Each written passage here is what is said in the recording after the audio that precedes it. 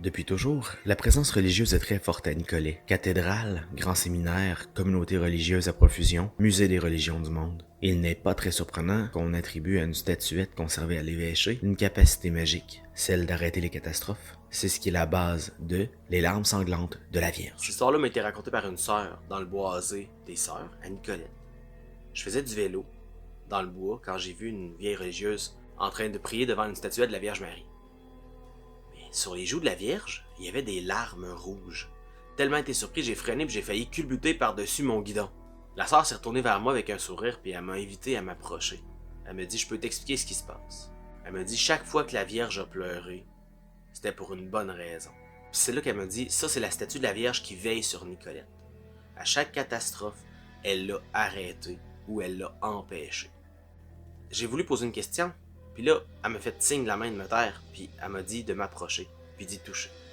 Je te jure, avant même de déposer ma peau contre le plâtre, j'ai senti une espèce de vibration. Dans ma paume de main, j'ai senti un chatouillement. Puis c'est là que j'ai eu une odeur de brûlé des narines. Je te jure, il n'y avait pas de feu de nulle part, mais ça sentait comme si quelque chose était en train de brûler. La sœur, elle me regardait, puis tu voyais qu'elle avait du plaisir à me faire découvrir ce qui se passait là, puis à me laisser dans le mystère. Elle savait ce que la Vierge qui pleure du sang allait provoquer, là. L'instant suivant, c'était la terre qui tremblait. J'ai commencé à avoir la sensation dans mes jambes que quelque chose bougeait. Puis là, j'ai vu, je te jure, le CNDA, le collège qui s'effondrait, comme s'il était en train de se faire avaler par la terre. Je voyais même la rivière de l'autre côté, qui était comme rendue une coulée boueuse. C'est là que j'ai senti encore le feu. Mais là, j'ai vu comme si le centre-ville de Nicolette était en train de flamber au complet. C'est là qu'elle m'a fait réaliser qu'il y avait énormément de communautés religieuses qui s'étaient établies à Nicolette. Puis là, elle m'a dit, la Vierge, elle suffisait au début du village à protéger contre les catastrophes. Mais plus Nicolette ça devenait gros, plus ça devenait compliqué.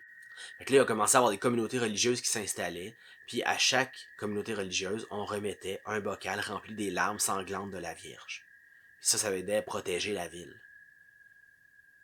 Des fois, l'expansion était rapide, puis des fois, la Vierge puis ses larmes suffisaient pas. Fait qu'il y avait des catastrophes, mais elles étaient contrôlées, donc elles s'arrêtaient grâce à la statue de la Vierge.